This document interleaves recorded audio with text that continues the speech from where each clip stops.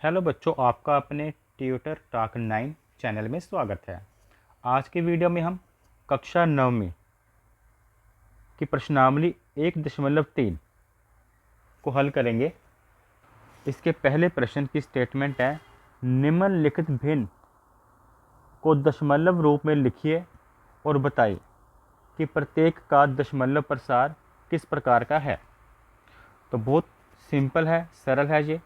तो पहला भाग इसका है 36/100। इसमें 36 को कहेंगे अंश और 100 को कहते हैं हर। जो अंश होता है बच्चों, जो ऊपर वाला नंबर, उसको बीच में लिखते हैं और हर को यहाँ पर से भाग किया जाएगा। अब 100 तो 36 के नीचे नहीं आ सकता, तो यहाँ पर हमें जीरो लेनी होगी। अगर हम यहाँ पर अपनी ओर से जीरो ले रहे हैं तो यहाँ पर हमें जीरो और यहाँ पर ऐसे दशमलव डालना होगा। अब 103 का 300 होगा और इसको जब आपस में घटाया जाएगा तो 60 आएगा। अब एक जीरो हम हर बार ले सकते हैं क्योंकि यहाँ पे दशमलव ले चुके हैं। अपनी ओर से एक जीरो तक बढ़ाया जा सकता है। तो 100 6 का 600 होगा और यहाँ पर जो शेष क्या है, जीरो बचे। और अगर शेष जीरो बचता है तो उसे हम कहते हैं 60 दशमलव प्रसार है। और प्रश्न में पूछा गया था कि भिन्न का हमने क्या बताना है, दशमलव प्रसार बताना है। तो इसका दशमलव प्रसार क्या है, 60 दशमलव प्रसार, जब भी शेष में जीरो आ जाए। अब जो अगला भाग है 1/11, जिसमें ऊपर वाला एक अंश है और 11 हर। तो अंश को लिखा बीच में, हर को बाहर लिखते हैं। अब ये भी 11 एक के नीचे नहीं लिखा जा सकता, तो यहाँ पर हम लेनी होगी अपनी ओर से जीरो। और जब भी अपनी ओर से जीरो लें, जैसे कि यहाँ पर बताया गया था, तो यहाँ पर हमें लगाना होगा जीरो और ये दशमलव। लेकिन अभी भी 11 को 10 के नीचे लिखकर घटा नहीं सकते 10 में से, तो एक जीरो और लेंगे। अगर एक जीरो एक्स्ट्रा लिया तो यहाँ पर भी एक जीरो एक्स्ट्रा लगानी पड़ेगी। अब 11 नया 99 हो जाएगा, इसमें से लेस करेंगे एक आएगा। यहाँ पर एक जीरो अब हर बार बढ़ा सकते हैं। एक जीरो आपके पास राइट है कि हर बार बढ़ा सकते हैं, जो कि मैंने यहाँ पर अपनी ओर से लगा ली। लेकिन अभी भी 11 को 10 के नीचे नहीं लिखा जा सकता। यहाँ पर 9 लिखना था तो 9 लिख दिया। अभी भी 11 को इसके नीचे नहीं लिखा जा सकता, एक जीरो और लेंगे। अगर एक जीरो हम एक्स्ट्रा लेते हैं तो यहाँ पर भी जीरो लगानी होगी। फिर 11 9 का आ जाएगा 9 9 और घटाने के बाद एक, तो यहाँ पर भी आएगा 9। इस तरह से देखते हैं कि ये एक तरह से आवर्ती है, जो कि 0.0909 और ऐसे ही नंबर आते रहेंगे। तो इसका शेषफल जीरो नहीं आया है, तो इस केस में हम इसे लिखेंगे कि यह अनवांछनीय आवर्ती दशमलव प्रसार है। अब इन दोनों को इरेज कर देता हूँ और हम इसका तीसरा भाग करते हैं, जो कि है 4 सही 1/8। अब 8 4 को गुना करेंगे 32, 32 और 1 33, और यहाँ पर आ जाएगा 33/8। क्लियर हो गया आपको कैसे आया 33/8? 8 को 4 से गुना किया 32, 32 और 1 33, 33/8। अब 33 को बीच में लिखेंगे और 8 से करेंगे भाग।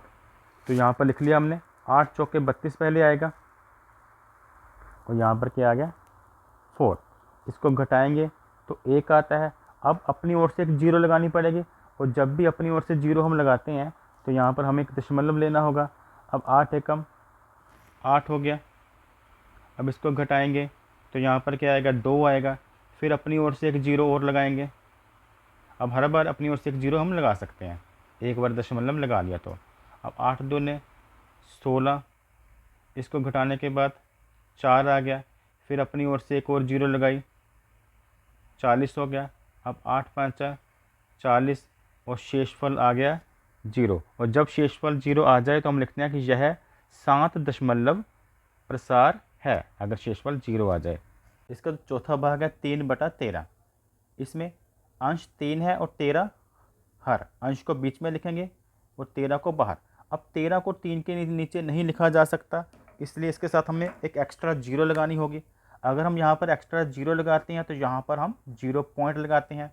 अब 13 दूना 26 होता है, और इसको माइनस करेंगे 4 आ गया। एक जीरो हर बार अपनी मर्ज़ी से आप लगा सकते हो क्योंकि यहाँ पे हमने दशमलव ले लिया है। 13 3 39 आ गया, इसको घटाएंगे तो 1 आएगा। अब एक जीरो अपनी ओर से लगाई जा सकती है, लेकिन अभी भी ये एक जीरो हर बार हम अपनी ओर से लगा सकते हैं, लेकिन अभी भी 13 को 10 के नीचे नहीं लिखा जा सकता। तो एक एक्स्ट्रा जीरो लेनी पड़ रही है, यानी कि एक बार में 2 जीरो लेनी पड़ रही है, तो यहाँ पर भी जीरो हमें लगानी पड़ेगी।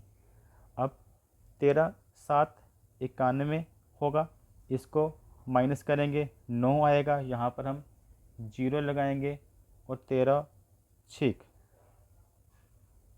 7 8, इसको घटाएंगे तो आएगा 12, साथ में जीरो हर बार की तरह एक एक जीरो, पहले हम यहाँ पे जीरो लगाई, अब एक जीरो हमने यहाँ पर लगाई है, तो ये 13 9 का 117 और घटाने के बाद फिर से 3 आ गया।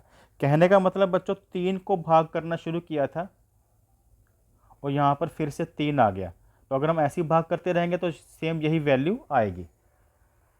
कहने का मतलब ये वैल्यू रिपीट होगी। तो ऐसे दशमलव को जो बार बार रिपीट होते हैं उन्हें हम कहते हैं यह अनवसानी आवर्ती दशमलव प्रसार है।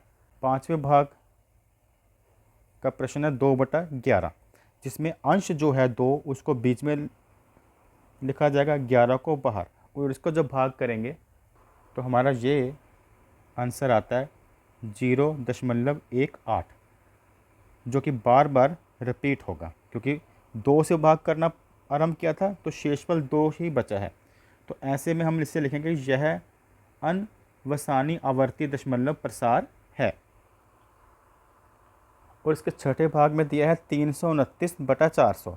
329 अंश है, ऐसे बीच में लिखा और हर 400 बाहर, और जब इसको भाग करेंगे और जब इसे भाग किया जाता है तो शेषफल आता है 0। और अगर बच्चों शेषफल 0 आ जाए तो हम लिखते हैं इसको कि यह 7 दशमलव प्रसार है। Thanks for watching.